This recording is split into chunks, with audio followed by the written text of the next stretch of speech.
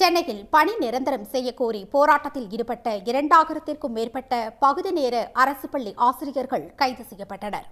பணி நிரந்தர கோரிக்கையை வலியுறுத்தி பள்ளிக்கல்வித்துறை உயரதிகாரிகளோடு பகுதி நேர ஆசிரியர் சங்கம் நடத்திய பலகட்ட பேச்சுவார்த்தைகள் தோல்வியடைந்த நிலையில் திட்டமிட்டபடி இன்று கோட்டை முற்றுகை போராட்டத்தில் ஈடுபடுவதாக அறிவித்தனர். அதன்படி காலை 7 மணி முதல் எழும்பூர் ரயில் நிலையத்தில் இருந்து ராஜரத்தினம் அரங்கம் வரை நூற்றுக்கணக்கான பகுதி நேர ஆசிரியர்கள் கூட தொடங்கினர்.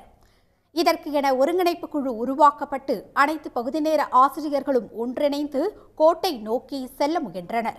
போராட்டத்தில் ஈடுபட்டவர்களை தடுத்து நிறுத்திய போலீசார் அவர்களை கைது செய்து 15க்கும் மேற்பட்ட பேருந்துகளில் ஏற்றி சென்றனர்.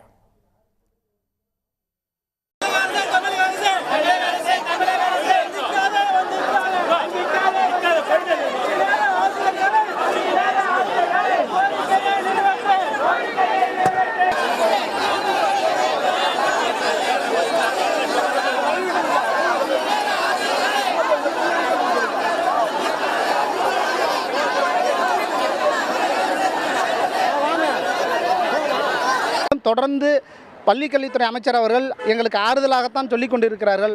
அவர்கள் 181 தேர்தலுக்கு கொடுத்ததை பணி நிரந்தரம் செய்ய வேண்டும் என்று தான் எங்களுடைய கோரிக்கை இருந்து கொண்டிருக்கிறது. அதை நோக்கித்தான் இன்று கோட்டை நோக்கி முற்றுகை பயணமாக நாங்கள் இங்கே வந்திருக்கிறோம் என்று சொன்னால், இதுவரை நாங்கள் போராடவில்லை. அமைச்சர் அவர்கள் பேச்சை கேட்டு அவர்கள் செய்து கொடுப்பார் என்ற நம்பிக்கை இருந்தது. ஆனாலும் காலம் கடந்து விட்டது. எங்களுக்கு பகுதி நேர ஆசிரியர்களை பணி நிரந்தரம் செய்து கொடுத்தால் இந்த அரசுக்கு எப்போதும் நாங்கள் நன்றி கடனாக இருப்போம். பல லட்சம் மாணவர்களுக்கு முழு கல்வி கொடுத்து அவர்கள் வாழ்வாதாரத்தை மேம்படுத்துவதும் 12,000 ஆசிரியர் குடும்பங்களை வாழ வைக்கவும் தமிழக முதல்வர் அவர்களும் துணை முதல்வர் அவர்களும் பள்ளிக்கல்வித்துறை அமைச்சர் அவர்களும் விரைந்து எங்களுக்கான நடவடிக்கை எடுக்குமாறு கேட்டுக்கொள்கிறோம். உடனுக்குடன் செய்திகளை தெரிந்து கொள்ள சன் நியூஸ் பெல் ஐகானை கிளிக் பண்ணுங்க.